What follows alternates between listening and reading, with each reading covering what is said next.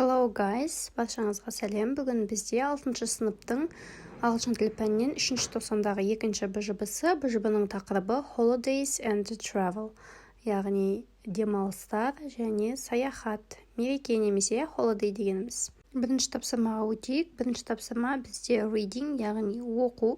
Task 1, read the text below and complete the task. Мәтінді оқып, тапсырмаларды орында дейді. Яғни бізде summer holidays деген текст берілген, соны оқып, төменде берілген сөйлемдердің дұрыс немесе бұрыс екенін табуымыз керек. Мен оқып, оны уақыт алғым келмейді, бірден тапсырманың дұрыс-бұрыстығын көрсететін боламын. Бірінші сөйлем. Sam usually has a relaxing timetable in summer. True, яғни Сэм жазда көбіне демалып уақыт өткізеді. Екінші, Sam prefers not to remember about school during vacation time. True, яғни демалыс кезінде Сэм мектепті есіне алғысы келмейді. Үшінші, Sam wants to spend his holiday with his friends than with his parents. False, яғни дұрыс емес. Бұл жерде былай делінген, ата-анасына қарағанда достарымен уақыт өткізгенді ұнатады деген. Әдетте олай емес. Ол екі жақтыда уақыт өткізгенді ұнатады. Келесі төртінші, lying in the sun is Sam's favorite activity during holiday дейді. Яғни бұл false, қате сөйлем, себебі күнге қыздырынып жату Сэмнің сүйікті ісі емес. Бесінші, he dislikes weather in Yorkshire. True, яғни дұрыс сөйлем, ол Yorkshire'дағы ауа райын онша ұнатпайды. Келесі соңғы 6-шы сөйлем. The most exciting experience was a trip to Somerset. False, яғни ең таңғаларлық тәжірибе ол Сомерсетке саяхат болды делінген. Қате сөйлем. Осымен бірінші тапсырмамыз аяқталды. Енді екінші тапсырмаға өтеміз.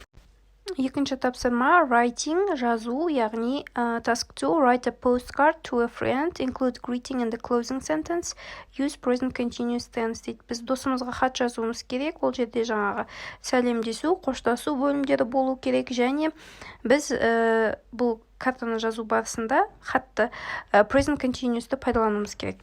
The following questions will help you to organize your writing. What are you doing at the moment? Қазірде сәтте не істеп жатырсың? Where are you staying? Қай жаққа қонайын деп жатсың?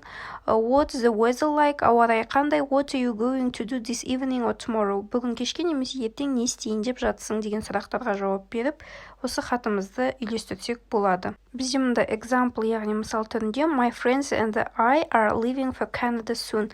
Мен және менің достарым жақында Канадаға кетпекшіміз деген сияқты мысал, идея берілген.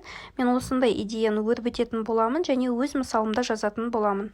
Dear Айсұлу, how are you? I hope you are in good health and wealth. Құрметті, қымбатты Айсұлу, қал жағдайың қалай? Сенде бәрі жақсы деп үміттенемін. What are you doing? What news? Не істеп жатырсың? Қандай жаңалықтар бар? My friends and I are leaving for Бурабай next week. Мен және менің достарым келесі аптада Бурабайға кетпекшіміз. Now I'm packing my suitcase for the trip. Қазір мен жолға заттарымды жинап жатырмын. We are planning to stay in 3-star hotel. Біз 3 жұлдызды отельде тұрақтамақшымыз. The weather is forecast to be sunny and warm. Ауа райы, яғни күн жылы және күн шуақты болады деп күтілуде. I really hope it will be good weather.